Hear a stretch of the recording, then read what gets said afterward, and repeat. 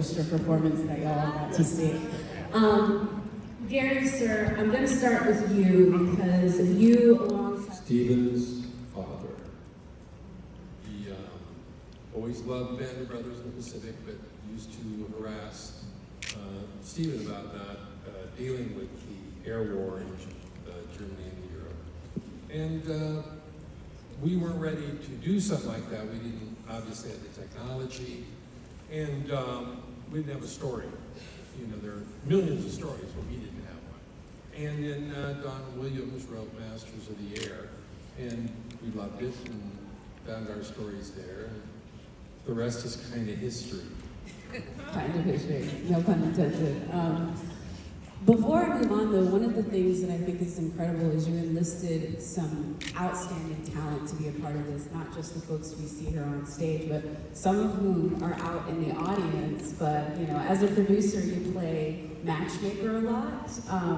I'd love for you to talk specifically about some of the folks that you all assembled, the incredible directing crew, everybody, and how you guys were sort of bathing in the riches of the show, I have to say. Can we point them out? Yes, if you would like. The great mix you heard today was also Mann who mixed this entire show, and we've done a lot of stuff together, and I love him very much. He's always sweet to do these kind of events for us, because he's so invested in the shows that he does.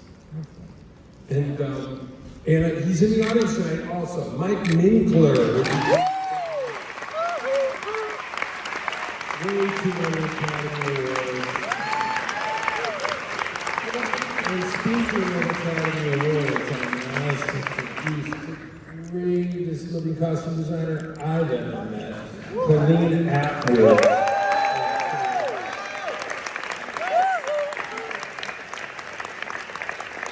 I'm just going to any actors out there from the show who've got bias? Anybody? Okay. I think that's good. And you already saw the incredible Blake up here conducting those incredible orchestrations.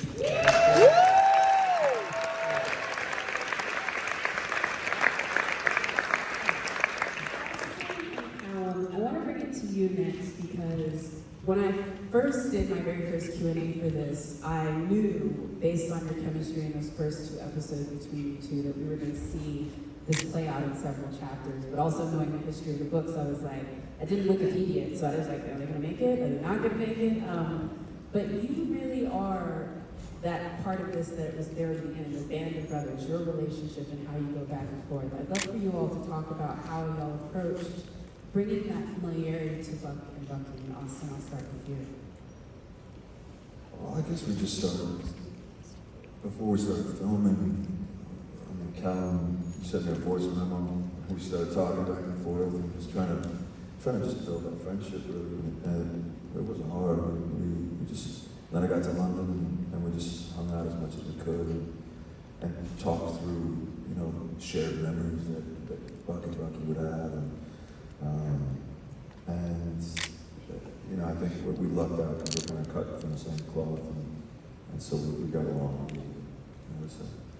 I love that moment from, I think it was episode 7 maybe, where, you know, when he walks in, he looked at Callum and like, what took you so long? Like, that is just such a great moment that plays out. But for you, Callum, like, what was your approach? Because your character, he goes on more of a journey, I think, than the others, because he starts off in this very bubbly, almost cocky place, and by the end, he's in the camp, he's in a completely different, I think, sort of scenario. But the friendship stays the same. Yeah, I mean, it's all about, like you said, about the brothers. You're fighting for the man next to you. You're fighting for your country, you're fighting for liberties that you can't take for granted. But you're right, I think when John Newman joined up before Pearl Harbor, there was a naivety to him, maybe, that he thought he could do this on his own, that he was going to go and win this war pretty quickly. And I love the opening scene where he says he's going to go out for an observation mission. And the next scene is cut to him saving someone's life. You know, bullets being ripped through someone. And that was the question really that I asked, you know, what happens to someone's soul when you witness people falling out of the sky and the parachutes not opening and losing people that they love.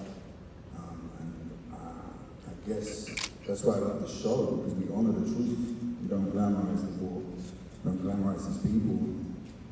think that was the thing that we really tried to cement in that friendship too, is that, you know, we've got to tell the truth, you know, and to honour these men in that way was our objective.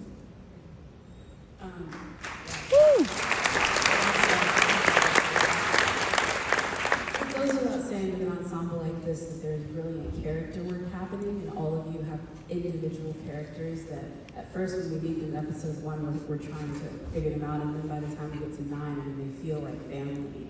But I'm curious when they sort of had that familiar feeling for you, Austin, if you could tell me, I know you're somebody that really likes to make sure you approach character development and preparation in a very specific way. When did you know you had it? When did the character stop being what you saw on the page and it felt really lived in? Was it a moment in the costuming? Was it pre-production? Or was it a moment on set and maybe one of the performances? That's a good question. It's making me think back to when we shot this, what was it, 3 years ago? Sorry. Remember what moment that would have been. Yeah, I remember Gary, your good friend Tom Hanks, I remember him telling me that it takes at least a week in the costume before you really know who that character is. So I think I'm going to kind of go with Tom's answer.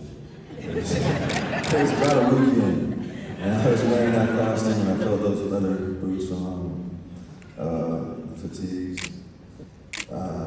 No, I mean, I really think, if I'm serious, us going to boot camp together, the feeling of kind of shedding your individuality and kind of just stripping everything back, and then getting into those planes and just feeling how tactile it was, and like Gary was saying with Callum and with just all the brilliant department heads that we had who just created this world of truth.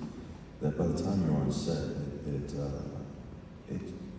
didn't feel like you were playing pretend. You felt like you were living in this world in a different time.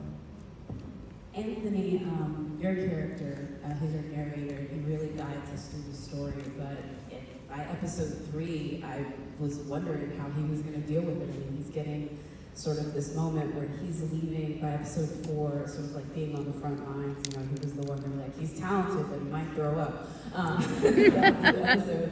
But there's an episode later where there's 3 perspectives, and yours is one, and it's sort of like the survivor's guilt.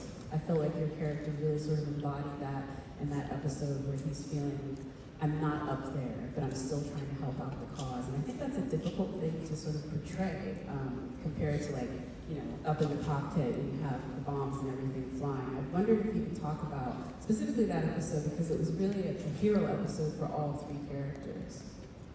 Yeah, well, I think when you're talking there about how we started, I think so many of the characters you meet are almost ready-made heroes. They feel like heroes, they look like heroes, they've got such honor, they know what they're doing. And Crosby from the beginning is just saying, I'm not that guy.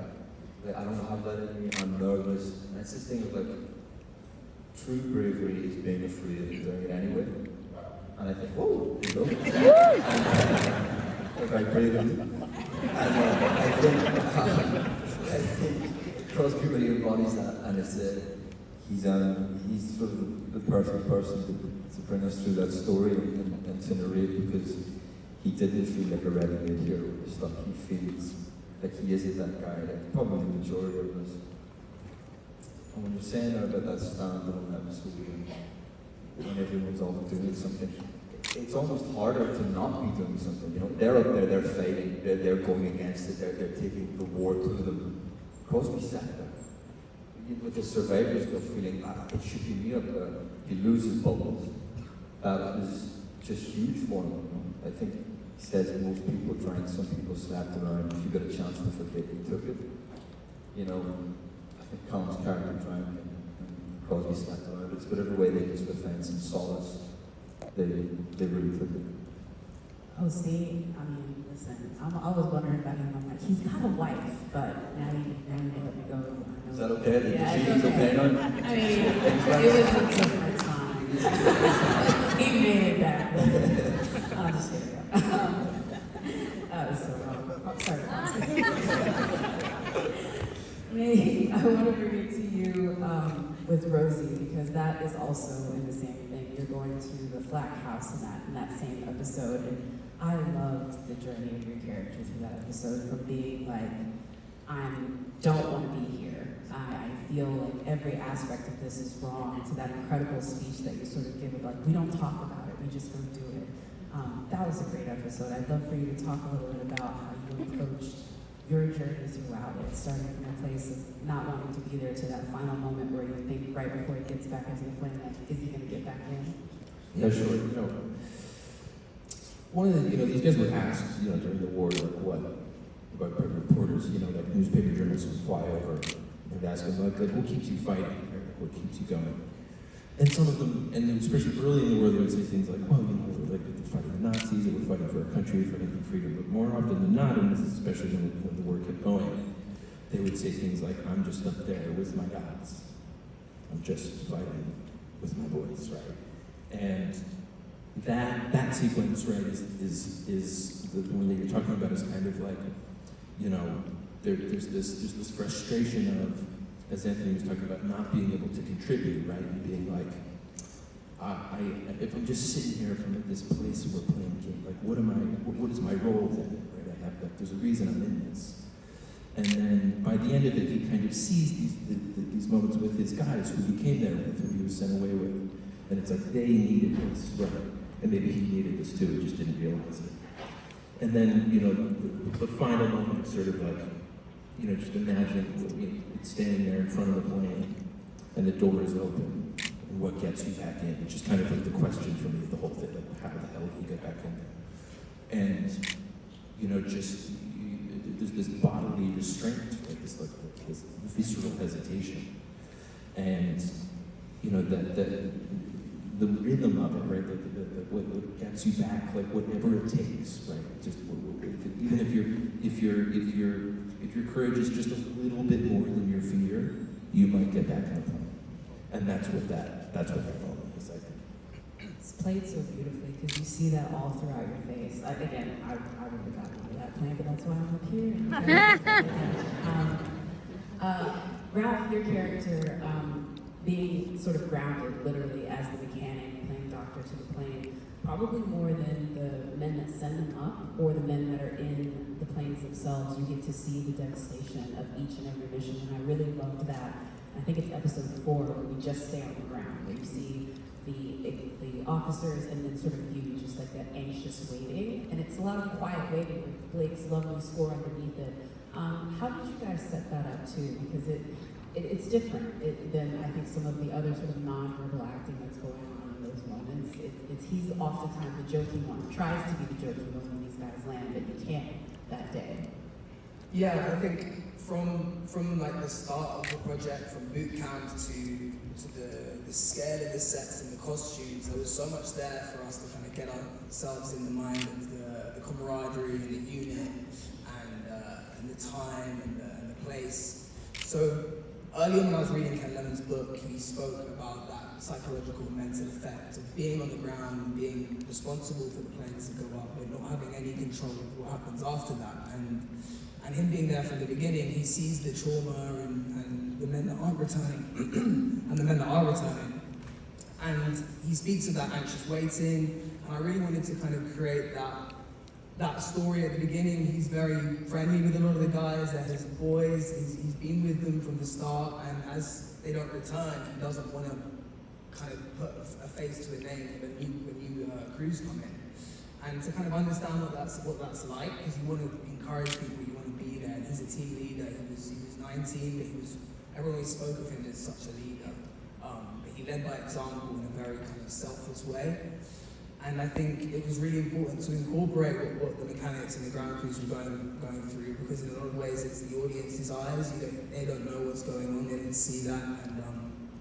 And the balance as well, his groundness, like you said, the time he spends with the young boys, and he was fond of all of like the kids that were around the base and get them involved. But as the war went on and things got extremely tragic and serious, that element had to kind of go away. And even though they were like 5-6 years younger than him, they weren't much younger than him. He still had to step up and grow up very fast. Yeah, and I definitely see that in the later episodes. Dee, for folks that have not seen Dee's incredibly Oscar-nominated film, Let Down, I highly encourage you.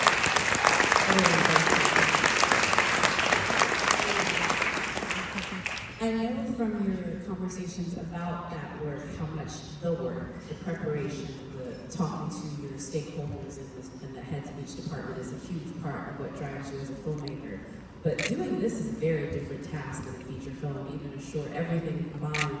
I'd love for you to talk about what it was like joining this project, doing those 2 episodes back to back, and how you approach that work, because I feel like it's sort of like Simone Biles. Like, this is a difficulty level that's a lot higher than just doing a standard episode of television. I mean, these are almost 2 feature-length films that have to be part of a larger arc.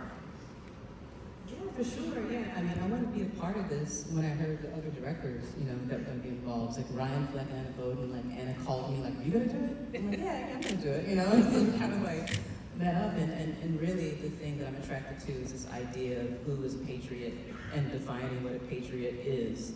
And so that's what kind of drew me to the series and also to these episodes because, unlike, the opening bombast, I meet these characters at a point where they're literally grounded, and metaphorically grounded.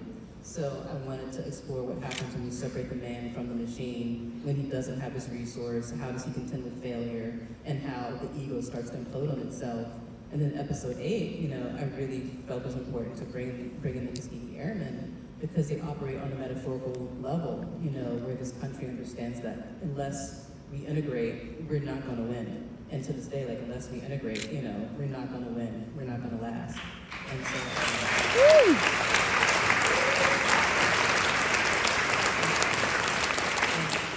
honestly, the COVID delays were sort of a blessing because it allowed me to go deep into the research. And so for these episodes, I looked into the sorting reports where you're literally reading the reports after each mission. And so getting a sense of like, okay, this is how these guys are kind of compartmentalizing what they're doing. This is how they're kind of staying sane. And this is how, in a way, like the bureaucracy of war, which I thought was very interesting.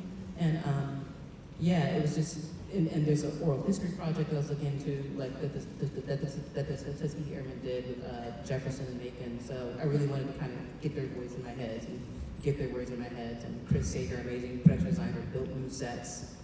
For these episodes, he built Ramatelli. He built, this prison camp that, really I think help the actors, be able to sink into it and really absorb the characters.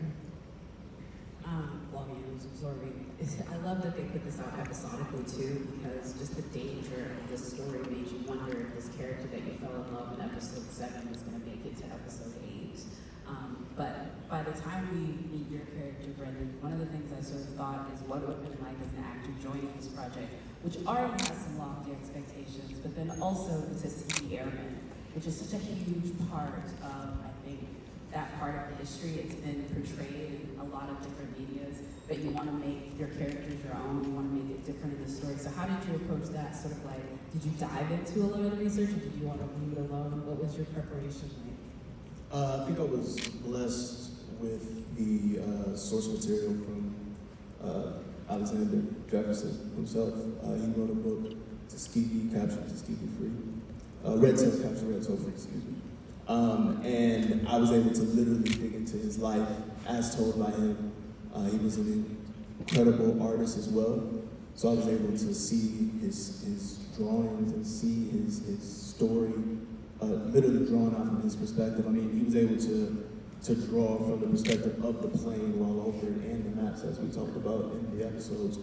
So it was kind of a dream to have kind of everything right there for you, But yeah, coming in midway through or towards the end was a little tough at first, but when you get guys like Josiah, guys like Shuti, and the rest of the Tuskegee Airmen, as well as Dee and then Callum and Austin, who were very inviting, I think it was just so smooth, so easy. And I think our introduction was very interesting because we the first scene we actually shot was coming into POW camp. With Megan's neck broke. So it's just Shuti, myself, and Josiah, and we hadn't even met Austin or Callum yet. So it was kind of life imitating art a little bit. I mean, we don't free black people on set that much, so it wasn't too hard to imagine what it might have been like walking into the situation. But I think luckily, once we were able to meet everybody, it was so smooth and so welcoming and inviting. which made it super easy to do our jobs. Josiah, Dee sort of touched on it, which is for Tuskegee Airmen, there was an added thing, which is that the German officer in one scene that you have, a brilliant scene who tries to play against the racism that he knows the black officers and the airmen are facing back at home, and sort of tempt him with this idea of like, look at how they would treat you, look at how you should turn. It's basically that interrogation scene. And your character, that speech, like, first of all, that's an incredible delivery, an incredible moment. But talk about playing that, because, I mean, again, yes.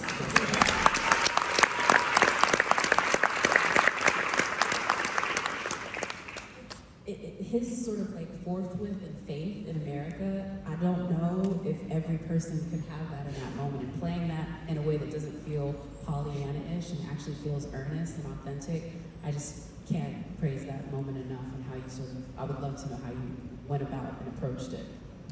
I think Anthony touched on it earlier when he was speaking about bravery, and I think the metaphorical plane that these characters were existing in, I think, life imitated, life in a lot of ways in that specific moment.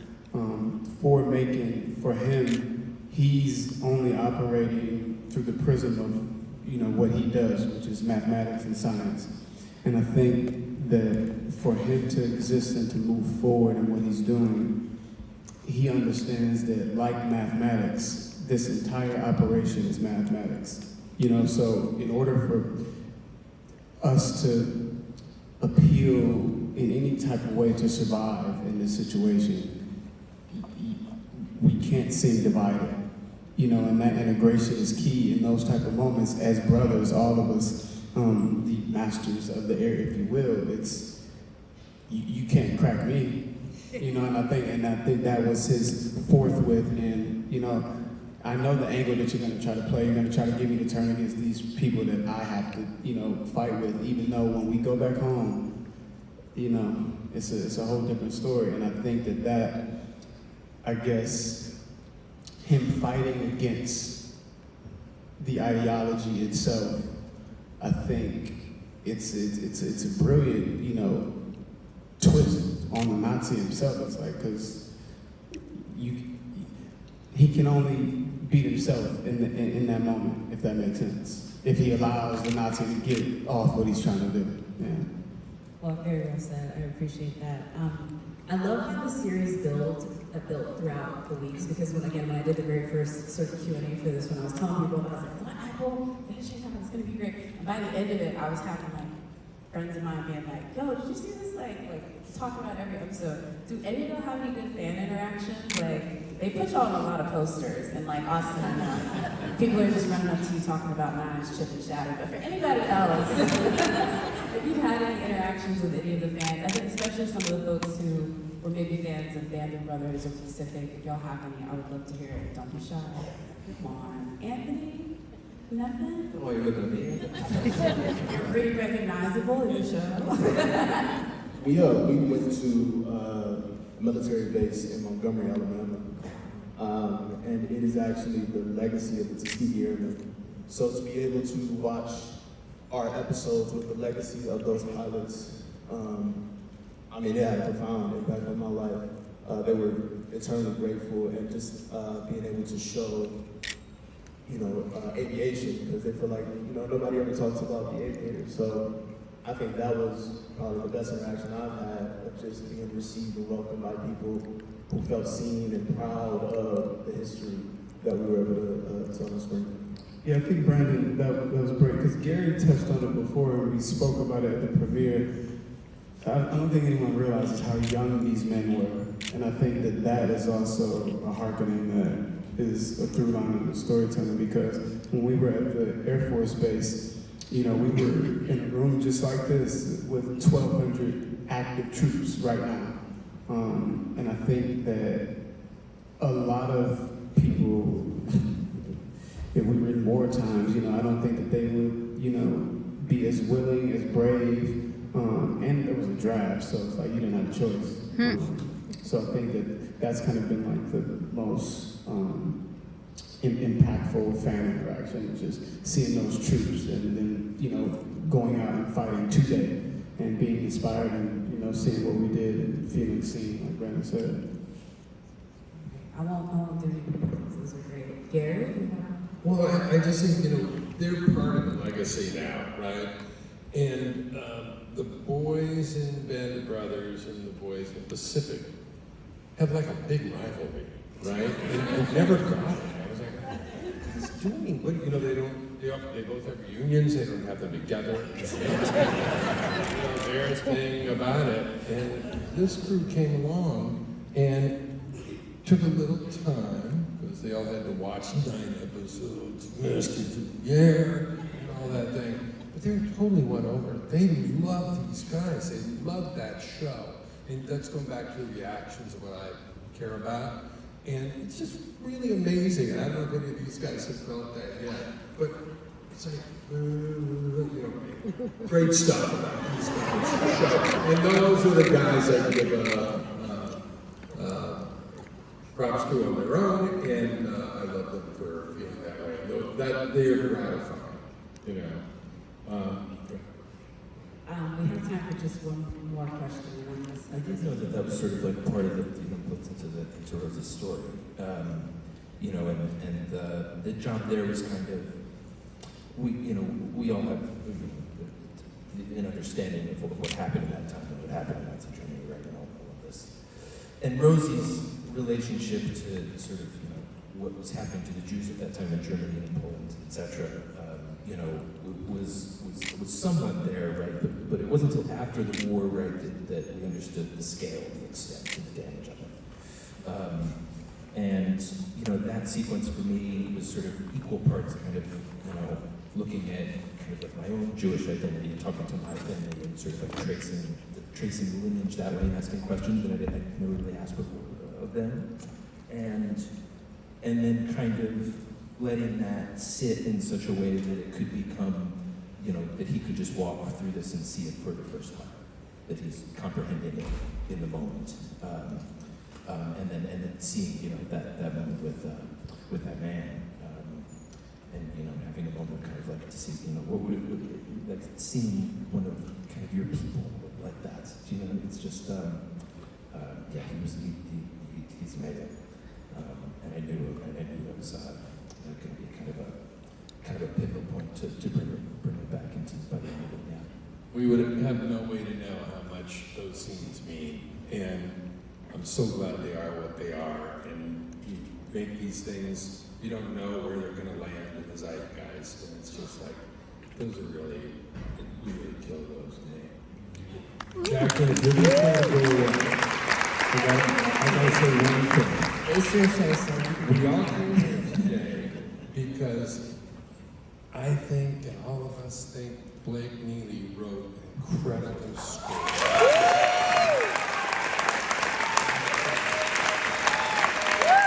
At the end of performing today, you all stood up in the audience, you gave us a standing ovation. And I thank you so much, because working with him and going through cues and doing, I wanted to give him standing ovations every day.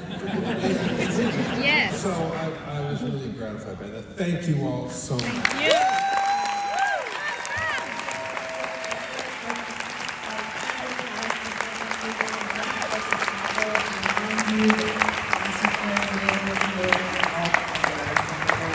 Thank you. Awesome. Great work, Austin. We love you, Austin. Fantastic. Awesome. Yiddish. Speak Yiddish to us. Speak Yiddish. Fantastic work. Great to see you again, Hey, good to darling. see you, sweetie.